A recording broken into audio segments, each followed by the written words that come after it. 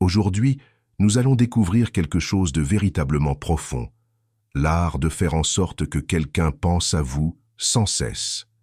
Mais laissez-moi clarifier dès le départ, il ne s'agit pas de manipulation ou de jeu d'esprit bon marché, mais de techniques ancrées dans la sagesse ancienne et la psychologie moderne. Ce sont des méthodes qui peuvent faire de vous une personne d'intrigue, de pouvoir et d'influence. Il y a quelque chose de magnétique chez les individus qui peuvent capturer l'esprit des autres, même lorsqu'ils ne sont pas présents. Comment font-ils? Comment parviennent-ils à faire en sorte que les autres deviennent obsédés par eux? La réponse réside dans la compréhension d'une combinaison de principes stoïciens et de tactiques psychologiques subtiles qui, lorsqu'elles sont utilisées efficacement, peuvent laisser une marque indélébile. Vous voyez, la véritable puissance du stoïcisme ne réside pas seulement dans la maîtrise de vos émotions, mais dans la maîtrise des perceptions que les autres ont de vous. En combinant le détachement stoïque avec les idées de la psychologie noire, vous pouvez apprendre à projeter une aura impossible à oublier. Mais avant de commencer, définissons le ton. Commentez ci-dessous « Je détiens le pouvoir » si vous êtes prêt à apprendre les secrets que la plupart des gens ne comprendront jamais. Et si vous trouvez cela déjà intriguant, appuyez sur le bouton « J'aime » pour que d'autres puissent découvrir la sagesse que vous allez recevoir. Maintenant, commençons. Numéro 1. Le pouvoir de l'absence. Soyez l'espace vide qu'ils ne peuvent pas remplir. Commençons par l'un des principes les plus puissants mais contre-intuitifs, l'absence. Si vous voulez occuper les pensées de quelqu'un, vous devez d'abord quitter sa présence immédiate. C'est un paradoxe de la nature humaine. Ce à quoi nous avons un accès constant, nous le prenons pour acquis. Ce qui est rare, nous y accordons de la valeur. Votre absence est l'espace dans lequel leur imagination commencera à combler le vide avec des pensées sur vous. Pensez-y de cette façon. Avez-vous déjà écouté de la musique et soudainement elle s'est arrêtée? Vous n'aviez peut-être pas remarqué la mélodie de fond pendant qu'elle jouait, mais dès qu'elle s'est arrêtée, vous avez ressenti son absence.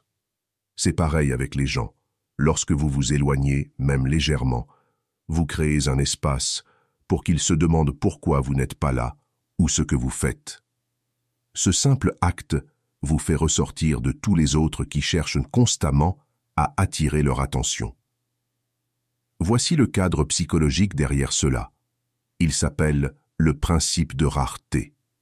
En tant qu'êtres humains, nous attribuons plus de valeur aux choses qui sont rares ou moins accessibles. Lorsque vous vous éloignez, que ce soit physiquement, émotionnellement ou même numériquement, vous signalez que vous n'êtes pas facile à obtenir, et cela, mon ami, est irrésistible. Deuxième pilier, le renforcement intermittent, l'art subtil de l'imprévisibilité. Après avoir exploré le pouvoir essentiel de l'absence, penchons-nous sur une dynamique relationnelle tout aussi puissante, voire plus captivante, le renforcement intermittent. Ce principe psychologique, utilisé parfois inconsciemment, est à la base de nombreuses interactions humaines et, de manière plus insidieuse, de certaines formes d'addiction. Pourquoi est-il si efficace? Parce que l'incertitude active notre esprit, le stimule et le maintient dans un état d'éveil constant. Prenez l'exemple des jeux de hasard, notamment les machines à sous. Le joueur tire inlassablement le levier sans savoir quand la combinaison gagnante apparaîtra. Cette imprévisibilité crée une tension, une anticipation qui attise l'envie et incite à persévérer. Cette même dynamique se transpose dans les relations humaines. Lorsque votre attention n'est pas une donnée acquise, lorsque l'autre personne ne peut anticiper vos réactions, elle est amenée à scruter vos actions, vos paroles, vos silences, afin de décrypter vos intentions. Elle va alors repasser en boucle vos interactions, à la recherche de schémas qui souvent n'existent pas, et vous place, par la force des choses, au centre de ses pensées. L'objet de son désir devient alors moins la récompense elle-même que l'anticipation de cette récompense. Numéro 3. Devenez le reflet de leurs désirs les plus profonds. Passons maintenant à l'une des techniques les plus puissantes pour créer une connexion indestructible, le fait de refléter leurs désirs les plus profonds. Cette astuce est subtile, mais incroyablement efficace, car elle joue sur l'un des instincts humains les plus forts, le désir d'être compris. Pensez-y. Lorsque vous rencontrez quelqu'un qui vous comprend parfaitement, cela crée une attraction magnétique. Vous vous sentez vu, entendu et valorisé. C'est ce que permet de faire le mirroring, le reflet. Cela vous rend indispensable à leurs yeux, car ils se voient eux-mêmes en vous. Décomposons cela.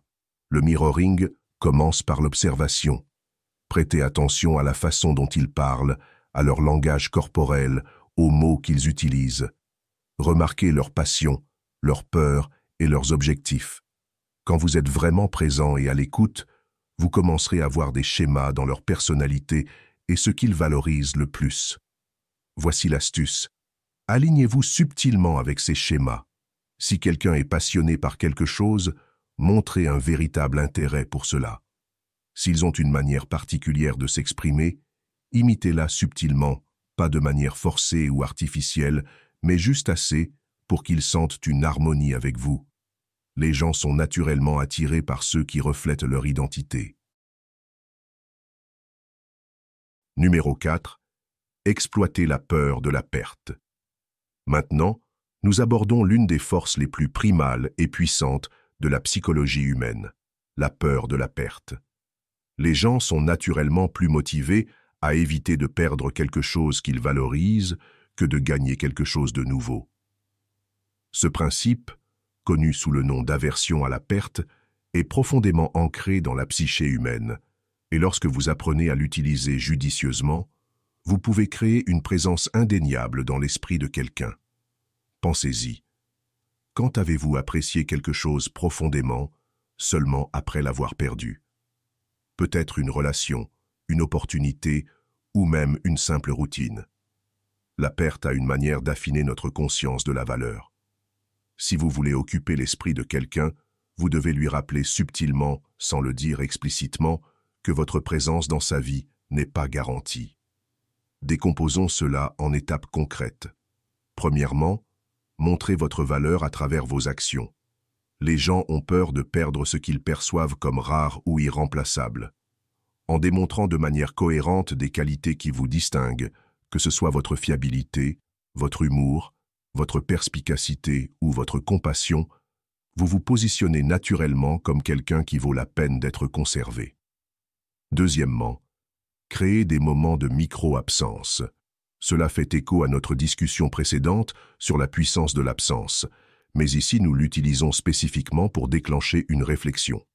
Par exemple, si vous avez été en communication régulière, faites un petit pas en arrière, sautez un message, retardez une réponse ou laissez une conversation se terminer plus tôt que d'habitude. Ces moments créent un vide subtil qui les pousse à réfléchir sur la valeur de votre présence. Troisièmement, soyez prêt à partir. C'est le levier ultime. Lorsque les gens sentent que vous n'êtes pas dépendant de leur attention ou validation, ils travailleront instinctivement plus fort pour vous garder dans leur vie. Cela ne signifie pas que vous devez jouer à des jeux ou menacer de partir, mais que vous cultivez véritablement un sens de l'indépendance. Lorsque vous êtes confiant dans votre valeur, ils le sentiront et craindront de perdre ce que vous apportez. J'espère que ce message t'a été utile. Si tu as aimé la vidéo, je te serai reconnaissant de laisser un j'aime et de t'abonner. Si tu te retrouves sans mots, écris simplement « Merci » pour montrer que tu fais partie de la minorité qui a suivi la vidéo jusqu'à la fin. Merci beaucoup pour ton attention et à la prochaine.